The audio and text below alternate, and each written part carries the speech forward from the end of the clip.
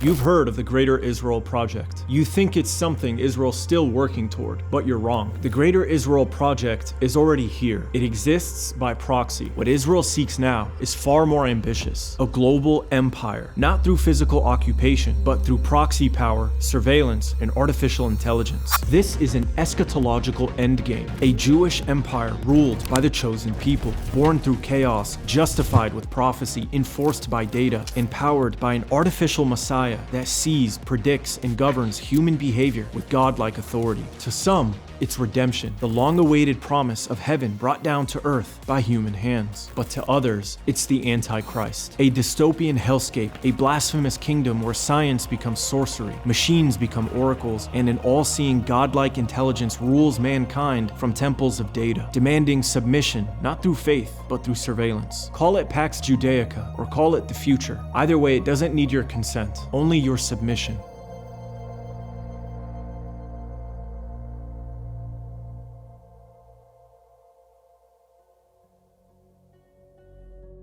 The Pax Romana, or Roman peace, was a long period of relative stability enforced not by harmony, but by dominance. It was peace through power, maintained by military supremacy, centralized authority, and the suppression of rebellion, not the absence of violence. Scholars later used the term Pax to describe similar eras. Pax Britannica, for example, followed Britain's victory over Napoleon and rested on naval dominance and global trade control. And Pax Americana emerged after World War II, shaped by aircraft carriers, missile cruisers, and the petrodollar system. In every case, Pax did not mean an end to conflict. Wars and uprisings continued. What changed was the hierarchy. Authority was settled, and those seeking power or protection orbited themselves around this new political gravity at the center of a new world order. Crucially, Pax periods are never declared in real time. They are recognized in hindsight. Once resistance becomes marginal and competitors accept that victory is no longer possible. Today, some argue a new order is forming, one they call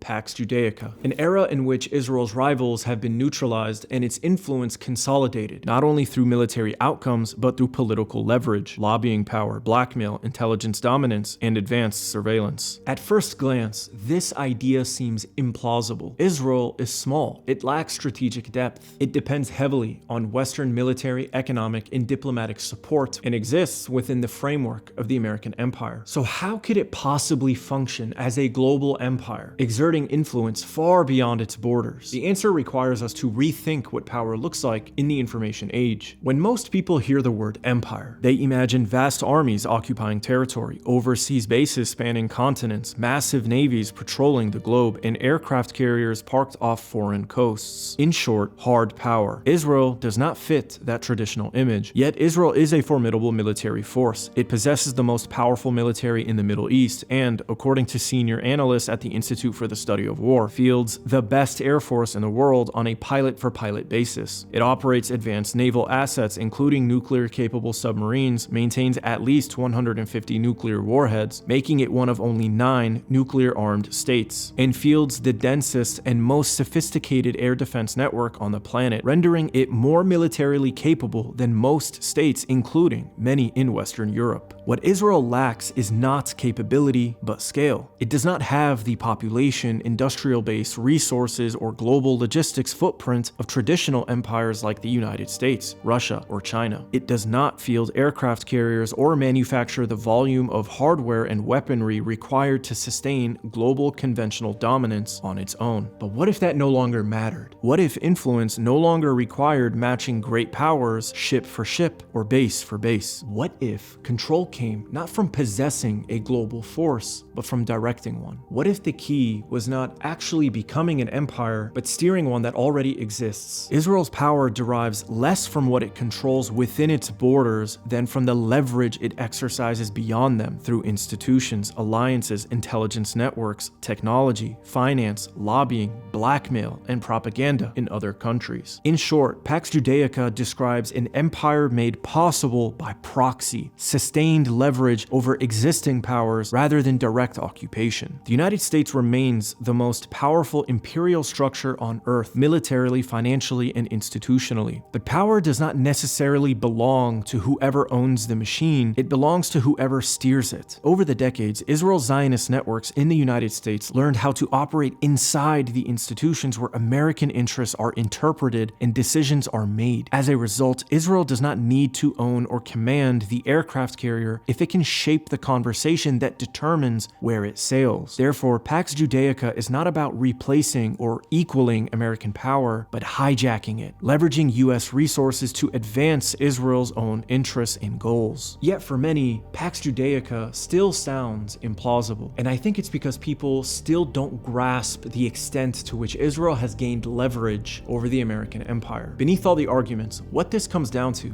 is one question: does the dog wag the tail, or does the tail wag the dog? Critics of the claim that Israel now steers US power usually argue that the American empire is fragmented, with countless factions competing for influence driven by money, inertia, or careerism, and that pro-Israel networks are merely one player among many. This argument isn't wrong, it just underestimates Zionism. The American empire is not a single actor. It is a sprawling system of institutions where American interests are interpreted and executed by individual people. Most participants inside that system are not playing a long game. They are individuals pursuing funding, prestige, or survival. They rotate in and out. They manage decline. They have momentum, but no destination or long-term goal outside of their own personal interests. Zionism is different. What distinguishes Israel First loyalists is not raw power, but clarity and dedication of mission. Whether secular or religious, Zionists are a collective operating with a coherent long-term objective, assisting one another to attain position in order to achieve that objective.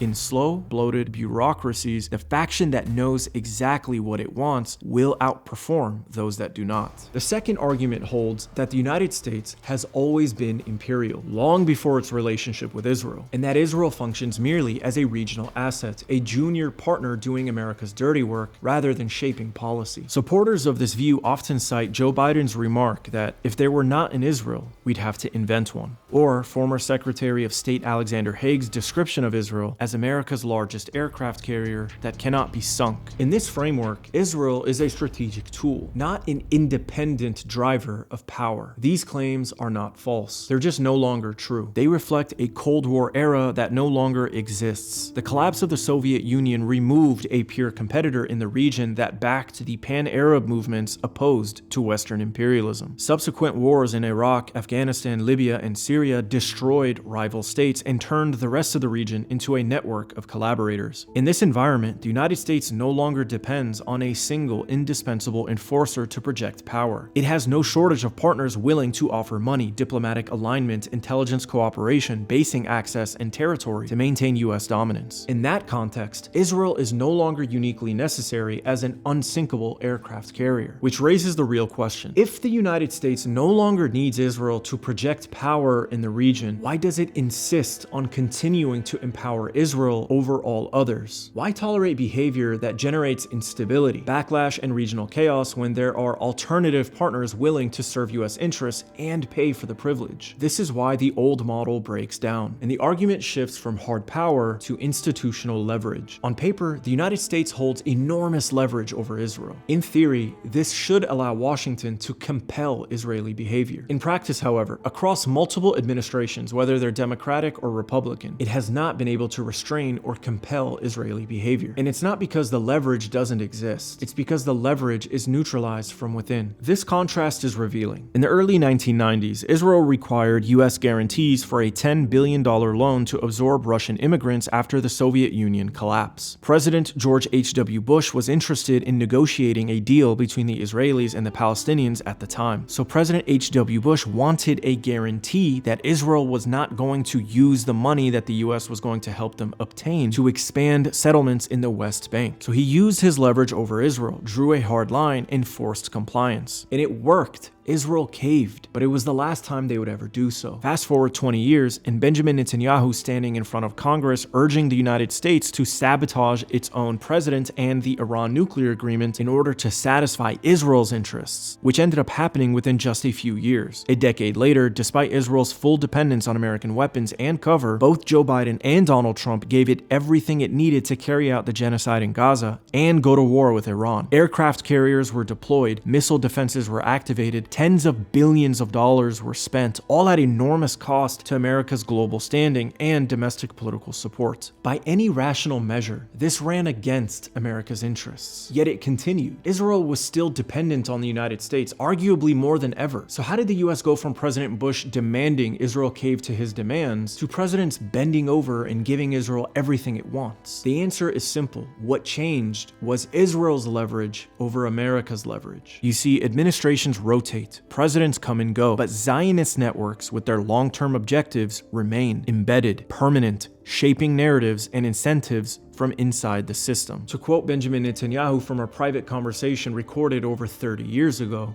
America is a thing that is easily moved.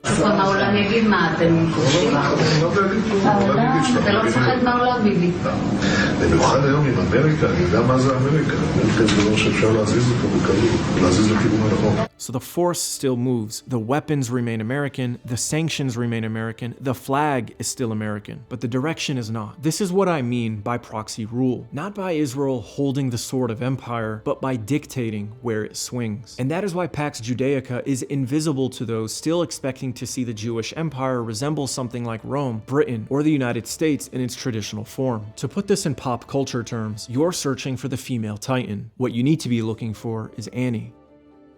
Under Pax Judaica, the empire will still appear American. Power will still seem to flow from Washington, but the real axis of approval, denial, and permission will run through Jerusalem. And by the time history names it in hindsight, it will already be complete. By now, the pattern should be visible. Israel's leverage over US policy isn't always easy to articulate, but it is something that I'm sure you feel, because many Americans feel it. That unspoken tension is why a fierce debate now rages on the right between America first and Israel first. But let's examine a few cases to further demonstrate the point, because once you understand how power currently operates in the modern world, you begin to see who must be courted, who must be appeased, and in what order. After the fall of Bashar al-Assad, Syria wanted sanctions relief, so it pursued meetings with pro-Israel donors, organizations, and advocacy groups. Syria got what it wanted, and the US lifted sanctions. The UAE wanted advanced weapons and clearance to pursue its interests aggressively in East Africa, so it normalized with the Zionists. The US approved the weapon sales and the UAE's plans. UAE got what it wanted. Javier Milei wanted support for his presidency in Argentina, so he went to Jerusalem and touched the wall. Just a few days before he was to be re-elected, the US bailed him out and helped him win. He got what he wanted. And Maria Corina Machado pledged to align her government closely with Israel should she take power in Caracas. The US is now currently at war with Venezuela in an attempt to put her in power. Now let's pose a question that we all know the answer to. If Syria, the UAE, Javier Milei,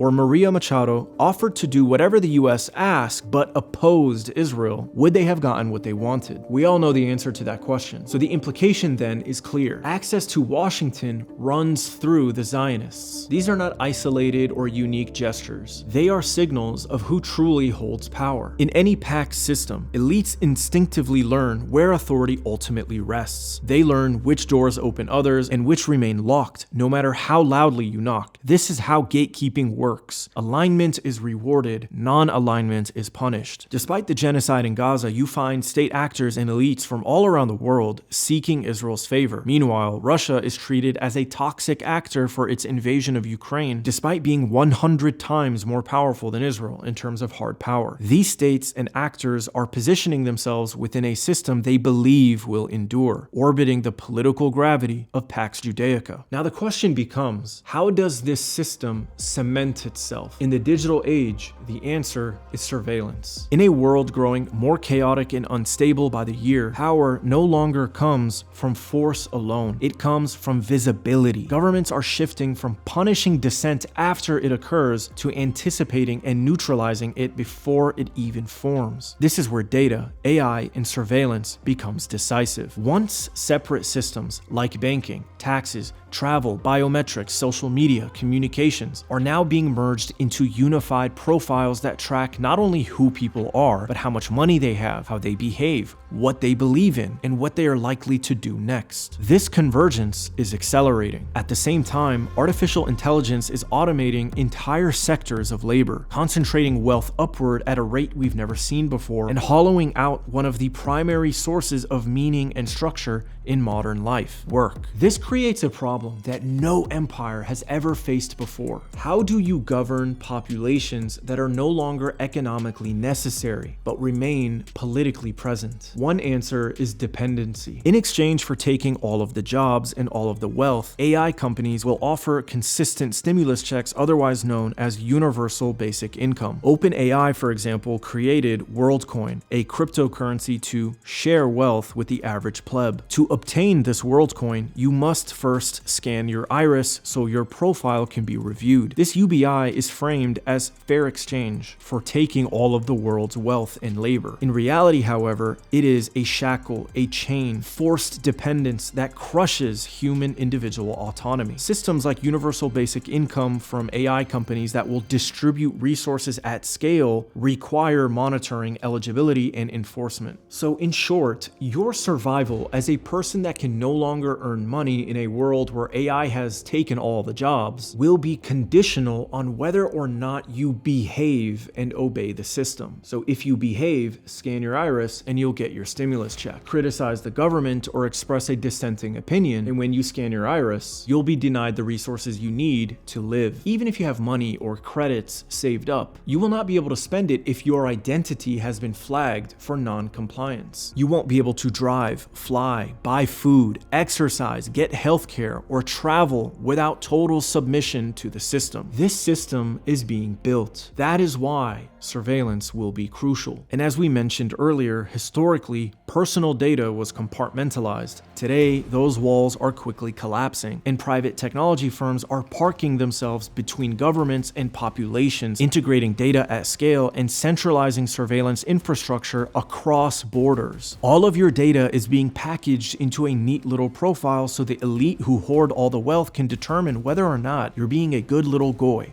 Sorry, I mean boy. This is where leverage is going to emerge. And once you start asking who controls that leverage, Pax Judaica will start to make sense. Now let's talk about how artificial intelligence in surveillance involves Israel. What does OpenAI, WorldCoin, Silicon Valley, and all this technological innovation have to do with Pax Judaica? Quite a lot, actually. For example, Sam Altman, the CEO of OpenAI, traveled to Israel to meet with Israeli President Isaac Herzog, where he openly discussed investing in Israel and recruiting from its talent pool. This wasn't symbolic diplomacy, it was strategic alignment. Israel is being positioned not merely as a consumer of AI, but as a development hub for the most powerful technologies shaping the future of governance, surveillance, and control. More importantly, OpenAI's co-founder Ilya Sutskever is Israeli. He has since left OpenAI and founded a new company called Safe Superintelligence, explicitly aimed at building systems more powerful than artificial general intelligence. That company has offices in Tel Aviv. This matters because whoever builds the next generation of AI systems capable of prediction, behavioral modeling, and decision-making at scale gains leverage not just over markets, but over states. And by having offices in Tel Aviv, these Zionists, whether they are Israeli citizens or Zionist Jewish Americans, position very sensitive data and technology in a place that is easily accessible for the Israelis to steal, which I'll elaborate on just a little bit later in this video. Then there's Palantir. Alex Karp, Palantir's co-founder and CEO, is an openly pro-Israel Zionist who has repeatedly framed his company's work in civilizational and moral terms. Palantir has secured contracts with governments all around the world, providing AI-driven surveillance, predictive policing, and behavioral analysis tools. Palantir's technology has been directly linked to kill chains, automated systems that integrate surveillance, targeting, and execution. In Gaza, these kinds of AI systems have already been used and were exposed for enabling strikes that killed up to 100 innocent civilians for the suspected presence of a single Hamas operative. Karp himself has gone viral multiple times for what can only be described as unhinged Messianic rhetoric, openly embracing the role of technologist as deity, speaking about power, destiny, and the moral right to decide who lives and who dies through systems he helped build. This is not speculative fiction, it is already operational. But it goes even deeper. In late July, the US cybersecurity giant Palo Alto Networks, founded by former Israeli intelligence officer Nir Zook of Unit 8200, paid $25 billion to acquire another Israeli cybersecurity firm, CyberArk, which was also founded by a former Israeli intelligence officer, Uri Mokadi. In August, DropSite News reported that Google paid $32 billion to acquire another Israeli company called Wiz, which is a cybersecurity company co-founded by 4 Israeli intelligence officers. These companies handle their clients' customer data. If you are a bank and you are using Palo Alto Networks, the data about all your customers and their transactions are passing through servers that are controlled by spies or former spies. Palo Alto Networks, CyberArk, and Wiz now sit at the center of Western cloud security, identity management, and server infrastructure, the very backbone of modern digital society. And as of June of 2025, over 1,400 veterans of Israeli intelligence are working inside US tech companies. Roughly 900 of them come directly from Unit 8200 alone. These are not junior employees. They occupy senior and mid-level engineering, security, and architecture roles across companies operating in the US, Europe, and Israel. Microsoft alone employs roughly 250 Unit 8200 veterans. Other major employers include Nvidia, Meta, Google, Intel, and Apple. No other country enjoys this level of penetration into the American tech sector. We obsess over Chinese influence and technology. We warn endlessly about corporate espionage and foreign interference. Yet Israeli penetration is rarely discussed. Now, the concern here is that Israeli intelligence officers are going to steal very sensitive data, technology, and information and pass it along to Israel, which they can then use for leverage to gain power over the US and virtually everyone else. Why is that the concern? Well, it's because there's a history of it. Israel has repeatedly been identified by US intelligence agencies as an aggressive intelligence actor targeting American institutions. The most infamous case is Jonathan Pollard, a US intelligence analyst who stole massive quantities of classified military intelligence and passed it to Israel. Pollard, one of the greatest traitors, if not the greatest traitor in American history, was flown to Israel, granted citizenship, and welcomed personally by Benjamin Netanyahu.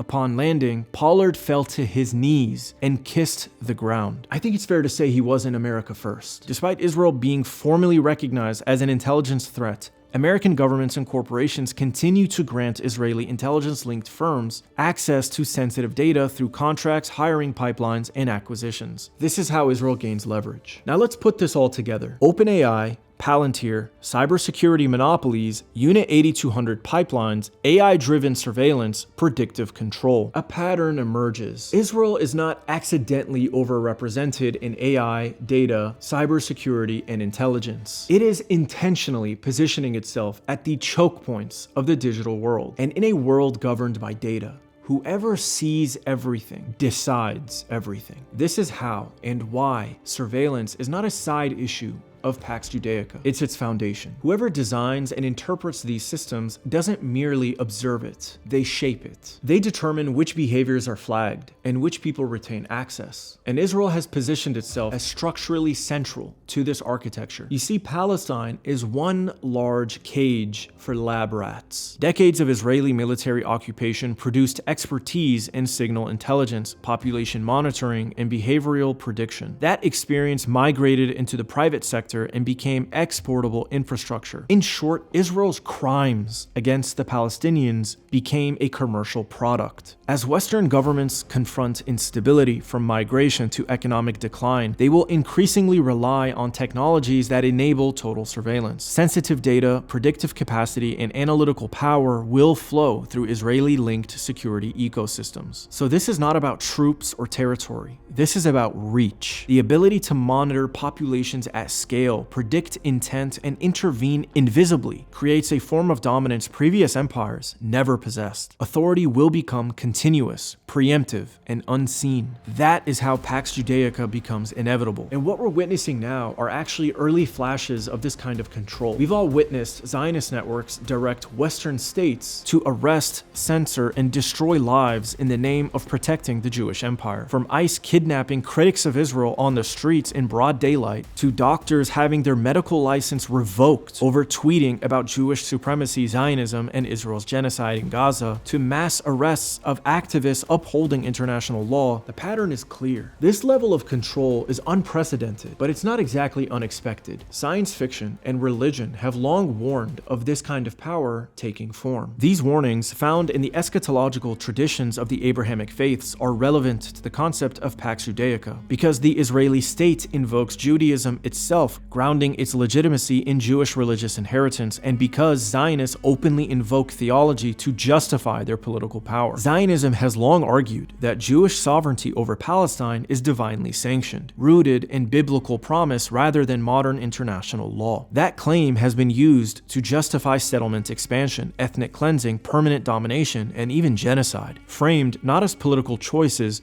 but as fulfillment of destiny. This is not merely propaganda aimed at manipulating religious zealots. It reflects genuine belief within certain Israeli religious and political circles. You see, there exists a well-documented current of religious Zionism that interprets modern Israeli power as a step towards messianic fulfillment. Within this framework, events like territorial expansion, permanent military dominance, and even the destruction of existing holy sites like Al-Aqsa are viewed not as tragedies, but as prerequisites. They believe these events will trigger the return of the Messiah, and they seek the return of the Messiah in order to satisfy their own prophecy, because the story of the Jewish faith is incomplete without the return of the Messiah. You see, these Jews don't just believe that they are God's chosen that get to live in the land of Palestine. They also believe that it is their destiny to rule over humanity. The whole purpose of the war of Gog and Magog is to change the entire hierarchy of who's in charge. Al Yisrael has to be on top and in charge. because the light of Hashem comes through us. They give us the power to take with the power from the Ulas island, from nations of the world. Time for your Geulah is here. It's time for you to become the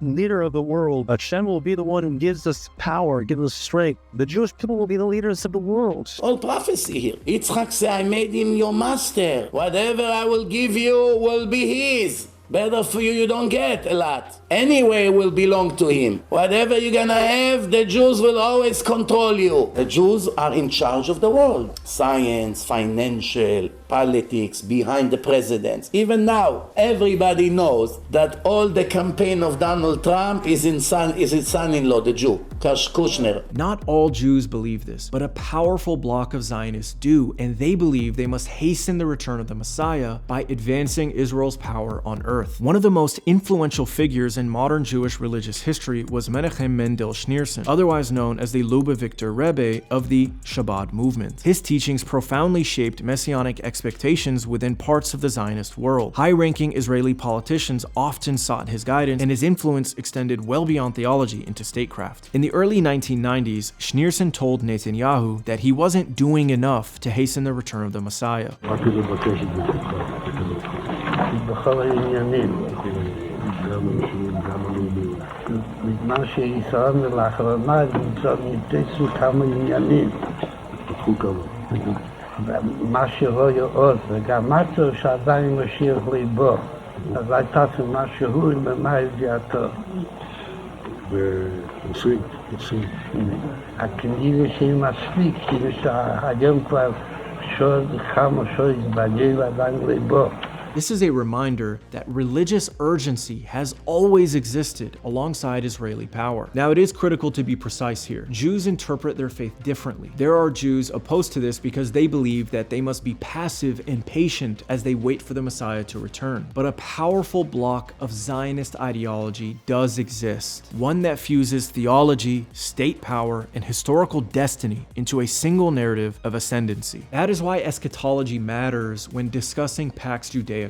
Because when a state defines itself as the Jewish state and claims land through divine inheritance, fields religious nationalist soldiers, and demands unconditional support from Western Christians on the basis of religious chosenness, religion ceases to be private belief and becomes political infrastructure. Now, with this eschatological context in mind, the convergence of artificial intelligence, surveillance, and economic dependency takes on a new meaning. In Christian eschatology, the false Messiah, or Antichrist, is described described as a ruler who establishes a system so total in its control that participation in society itself becomes conditional. The book of Revelation describes the mark of the beast as a mechanism of exclusion. No one could buy or sell unless he had the mark. The phrase mark of the beast appears in Revelation 13 and is central to the prophecy regarding the end times. The passage states, "And the second beast required all people, small and great, rich and poor, free and slave, to receive a mark on their right hand or on their forehead, so that no one could buy or sell unless he had the mark, the name of the beast, or the number of its name." Many interpret this as a prophecy of a future literal mark required for participation in society's economic systems. Proponents suggest it could involve technology or a physical emblem placed on an individual's right hand or forehead. The structure is unmistakable. Economic survival becomes conditional with compliance to a centralized authority. Or in other words, if you want to buy something, you need to behave so that OpenAI can give you WorldCoin. Just an example. Modern technology makes such a system feasible for the first time in human history. A fully centralized AI, fed by surveillance, behavioral data, financial records, and predictive modeling, will determine who is permitted to work, transact, travel, or receive assistance. Participation would no longer be a right, but a privilege granted conditionally by those in power. Now, whether you read this as a literal prophecy or allegory or a warning, the pattern is clear. A system where survival depends on your submission, where convenience replaces freedom, and where power becomes godlike because it can see everything. Now, historically, every Pax, whether it was Pax Romana, Pax Britannica, or Pax Americana, every empire establishes a hierarchy and concentrates power. But what makes Pax Judaica distinct is not merely its reach, but its timing, because it presents itself not just as another potential empire in history, but as the end of history itself. But today the Jews rule this world by proxy. They get others to fight and die for them. They have now gained control of the most powerful countries. And they, this tiny community, have become a world power. A speech in 2003, you said, quote, "The Jews rule the world by proxy. They get others to fight and die for them." In 2012, you wrote you were glad to be labeled anti-Semitic and that sympathy with Jewish victims of the Holocaust was wasted and misplaced. Isn't it the case that your political legacy, your accomplishments, will forever be tainted until you apologize and withdraw such anti-Semitic remarks? No, I believe I'm speaking the truth. You look at America, it is totally dedicated to supporting Israel even when Israel commits international crime. In fact, candidates for election need to inform the Jewish lobby that they are supporting Israel. Why are you conflating Israel with all Jews? What I said was that the Jews are ruling the world by proxy. That's an outrageous claim with no evidence. Of course, how can you say that Jews are ruling the world? That is an anti-Semitic conspiracy theory, is it not? If you refuse to see evidence, what is then your I evidence? can help you. What is your evidence for the fact that Jews are, quote, ruling the world? Jews are not too many. There are not very many Jews in this world. By themselves, they cannot rule this world, but they can influence countries to do the work for them. And America is very much under Jewish influence. That is why it supports Israel, whether Israel is doing the right thing or not, whether it commits crimes or not. Israel does all kinds of horrible things. What do you think? Are we already living under Pax Judaica, or are we watching it develop itself in real time? Is this order inevitable, or is it being overstated and exaggerated? Is artificial intelligence just another tool of power, or is it something darker, something dystopian, something satanic? Are we already at the point of no return, or is there still time to break the Zionist leverage over American power? I want to hear your thoughts, so let me know in the comment section. And if you like my work and you want me to be able to continue doing my work, then please consider becoming a member of my channel. So if you want to keep me going, please do become a member. Thanks for watching, and as always, take care of yourselves. Trust nothing. No